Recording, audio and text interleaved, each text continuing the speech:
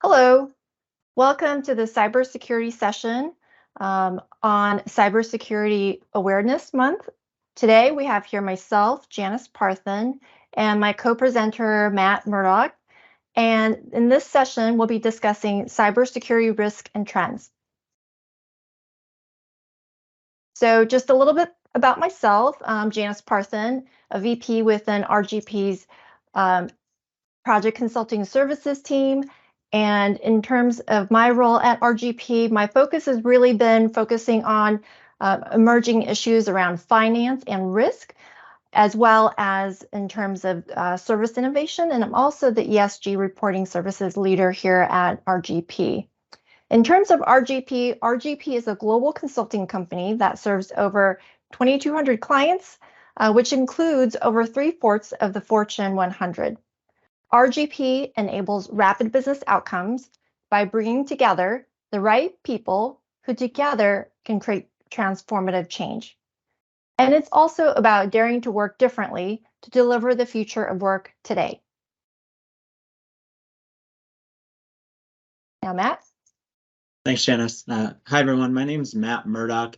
I'm in our cybersecurity and data privacy practice. I've been with RGP for nearly 10 years and have a strong project management and information security background. Parallel to my time at RGP, I also serve in the Army National Guard, where I'm a signal officer and have gained extensive information security and IT leadership from the Army. Great. Thank you, Matt. And look forward to presenting this session with you. Absolutely. So what we'd like to talk about today really is initially highlighting the top security risk exposure areas, and then also talking about in response to these security threats, what you can do and in terms of the roles in internal audit. And then we'd like to just wrap up with the session summary. So what I like to start off with is talking about the top security risk exposure areas. And, there are a variety of reasons why cyber criminals or individuals would initiate an attack. But most often, this is to obtain information or to impact the business in order to be able to achieve some financial gains. Now, I'm going to highlight here some security risk associated with payment cards as an example. And now, why do criminals want to be able to steal personal information and more specifically, payment card information? According to Forbes article, a single consumer's stolen credit card information can sell around $5 to $150, depending on the amount of the supplementary data that's included. And here are 3 significant breach examples that occurred for further context. Now, with Equifax, this was a breach in 2017 that impacted 147 million individuals. Names, birth dates, social security numbers, driver's license, credit card information, and other documentation were exposed. And with Warner Music Group, there was a breach in 2020 where the payment card information was exposed over a 2-month period across multiple systems, connecting to its products and services. And this was a big issue. A hacker can be able to extract a significant amount of record data per second, but this was over a 2-month period. And then at a smaller scale with Dixie's Barbecue Pit, similar to Warner, this was a breach where this occurred between 2019 and 2020, having to expose over 150 locations that they have and approximately 3 million customer credit card information.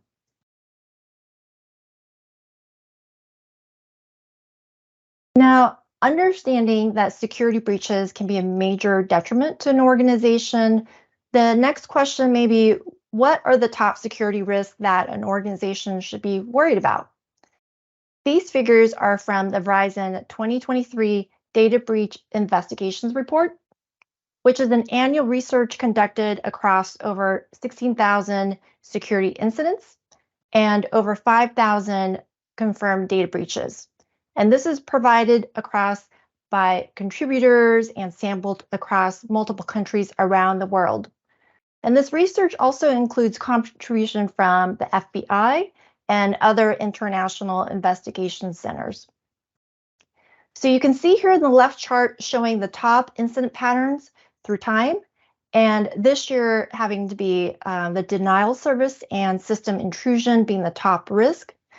But I also just want to call attention to the right chart on the top security breach pattern.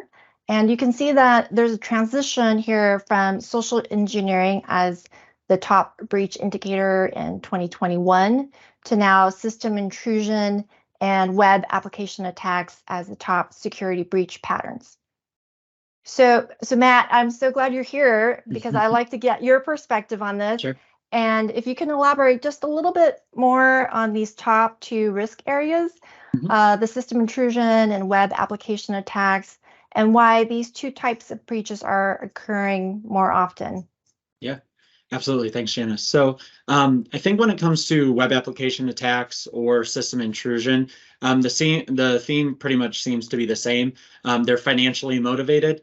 So whether the attacker is kind of a lone actor, a lone wolf that's using well-known ransomware to exploit data, or if it's an advanced persistent threat like a criminal organization or a state actor, depending upon the target. In the end of the day, it's typically a financially motivated attack, and often involves digital assets like cryptocurrencies.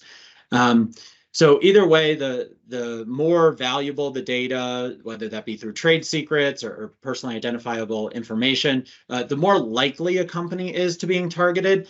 But that doesn't necessarily mean that if you don't have highly sensitive data that you're automatically safe, right? So a criminal can still have their payday by simply just encrypting any type of business data and grinding business to a halt until that ransom is ultimately paid.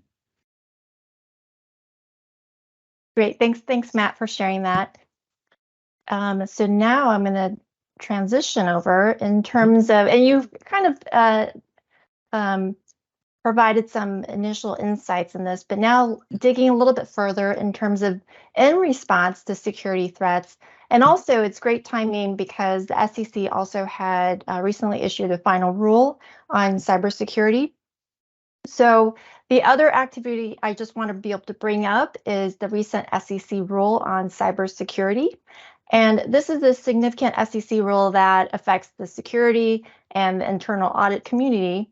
And the objective of this rule is really to enhance and standardize disclosures regarding cybersecurity risk management, strategy, governance, and incident reporting by public companies.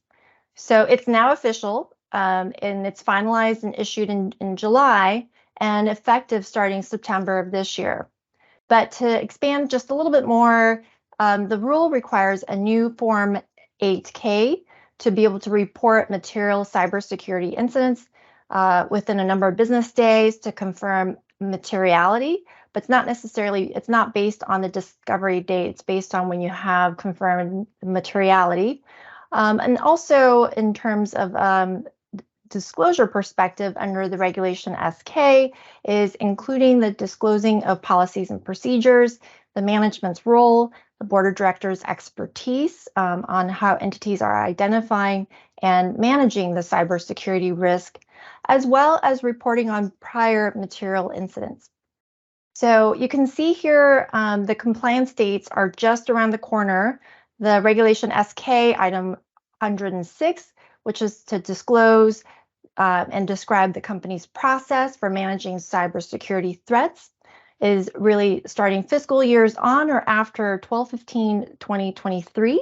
And then the Form 8K, which is disclosure on the material cybersecurity incidents, starting December 18, 2023. So really, both of these days just around the corner.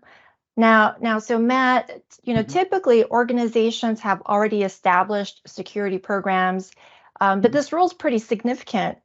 So how do you think this impacts organizations' current security programs, and how should organizations address this rule? Yeah, Absolutely. So I think the theme of what we're seeing in the market is that internal audit and cybersecurity are going to become best friends over the next few years. So on the next slide, we have some questions and considerations that we've discussed with our clients, but also that we know are colleagues in internal audit and other colleagues in cybersecurity are discussing internally, right? So I think first and foremost, internal audit has a responsibility to understand how some cybersecurity events take place in general, right? They don't need to become information security experts overnight, but they do need to understand how attacks occur, right? Understand how an advanced persistent threat may pursue what seems like a series of immaterial actions until it's too late and a material event takes place. The example I've used in the past is if we know on average that we lose a couple laptops a year to theft or loss during business travel, right? And we start to see that there's an uptick in the loss of physical assets. When do we start to determine if it's material or not, right? How much time do we spend investigating it? Do we have remote wipe procedures in place? Were these executive laptops? Were they from the DevOps team, or were they just regular staff employees, right? Um, Secondarily, how will you determine materiality of a cybersecurity reportable incident, right? So in our experience, internal audit owns enterprise materiality. They regularly bridge together the CFO's organization, the general counsel, the CISO, the CIO, and frontline leaders across HR. So while they're doing their testing, they can own that idea of enterprise materiality and not just be dependent on these various groups, but work with them and, know enough to be dangerous, right? They need to be able to document, refine, and continue to test that equation for materiality. If they allow for each group to remain in their silos, then they're not going to understand how one security incident that might seem small to one group could ultimately affect another. Also important to remember is that your external auditor or potentially the SEC may question your equation, and without proper consideration and review that thinks of both quantitative and qualitative factors, your rationale and your basis for how you determine materiality may seem inadequate. Third on this list is speed base, right? How quickly and accurately can we determine materiality before reporting on it? So in this situation, I think that there's a huge opportunity for cybersecurity teams and internal audit teams to work together. So I imagine a lot of internal auditors can talk about their firm, how they determine materiality from a financial statement or from a financial ratio, et cetera. But how do they work with marketing and information security to determine the materiality of the firm's reputation or the firm's data? Personally identifiable information, as mentioned earlier, has a cost on the dark web. So how are we going to determine, based off the size of our enterprise and the actual data that we have, what amount of or what size of a cybersecurity incident becomes material? From the perspective of how thorough is our cybersecurity policy, there's a lot of questions that need to be asked, right? But I think the bottom line when we think about our cybersecurity policy is, if this policy became public, would we stand behind it, right? Is the policy strong enough? Does it follow best practices? Has it been reviewed by a third party? Does our external auditor think that we're moving in the right direction to be a best-in-class cybersecurity program?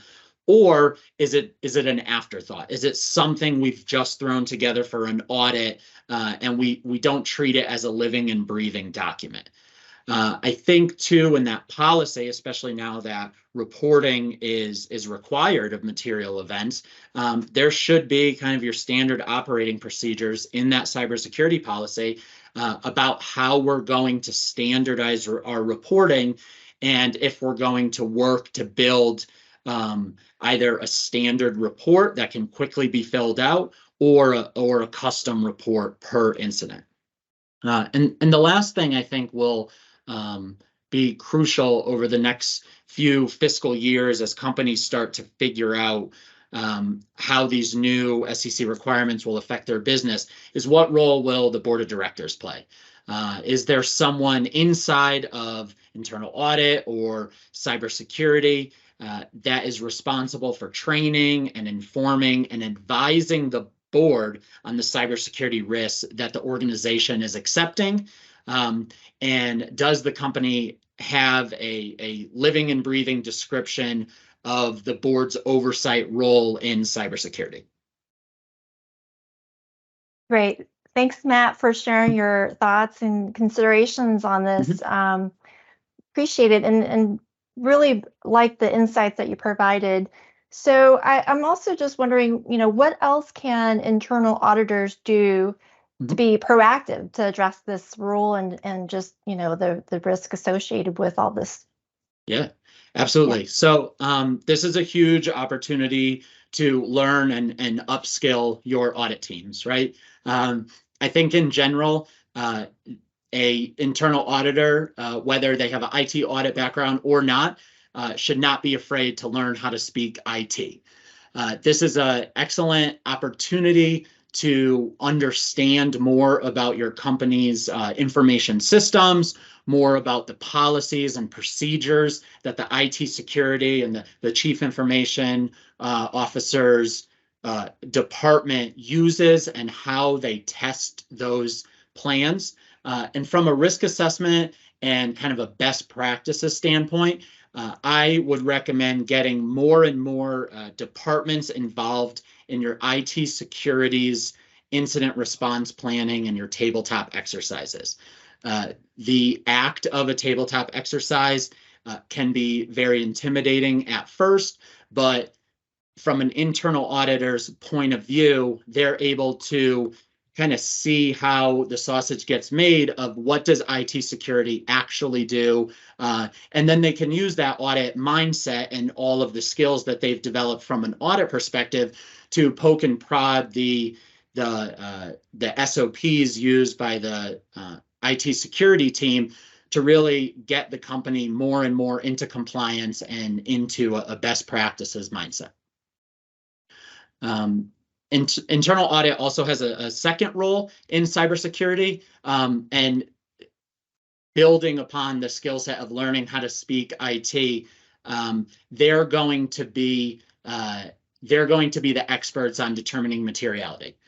So in order to remain independent of the information security's best guess at materiality, right? They're going to have to be involved not only in actual incident responses, whether they're exercises or they're live real world events, but they should take a much stronger role in thinking about how the firm does vendor risk management, right? Obviously, there's so much digital transformation that every firm is going through, and as an economy, we're so over reliant on our on software as a service and third-party providers of various cloud solutions, and it's just important to understand what are the data protection. The data protection, policies and procedures that are used by our vendors, and how they could affect material events that occur in our world, right? If they're breached, how will that affect us? And then the third thing that internal audit will, or their role rather, and how they're going to support cybersecurity is really an idea of reporting up and reporting out. So I would imagine that, from an internal audit standpoint, right, their notes are impeccable, their testing is very thorough, And it really is going to be an important next step of how do we take cybersecurity's point of view, how do we take their strategy, and we align it to the internal audit's practices in terms of their executive reports and the reports to the audit committee.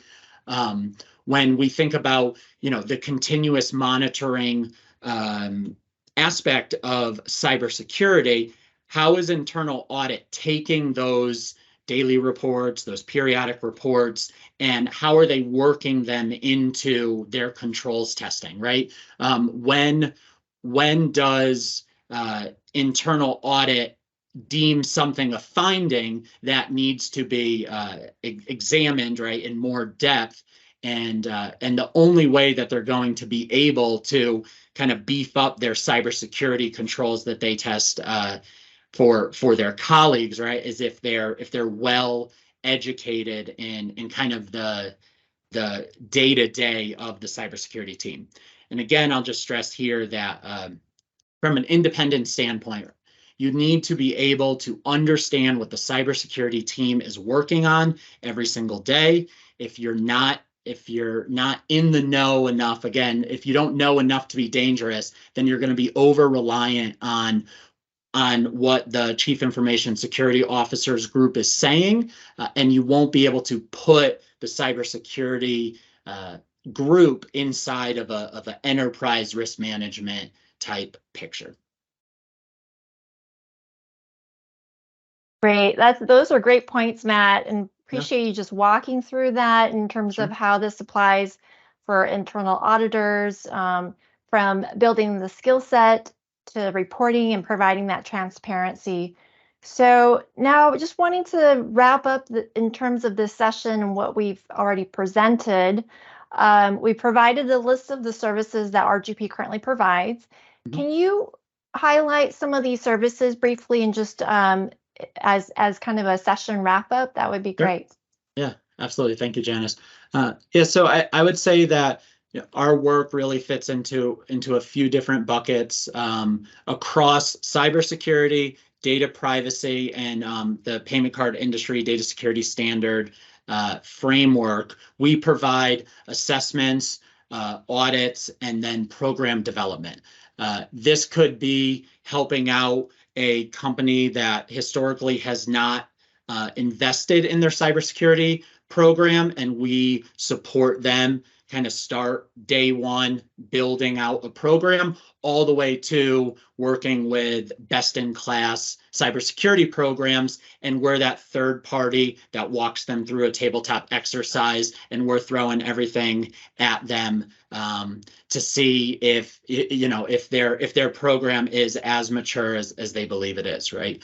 I would say too that a lot of our focus, especially in the payment card industry space, is getting ready for new regulation. So the payment card industry is moving from 3.2.1 to 4.0, a new set of requirements, and we're really helping a lot of clients through a gap analysis so that they're ready for next year's audit.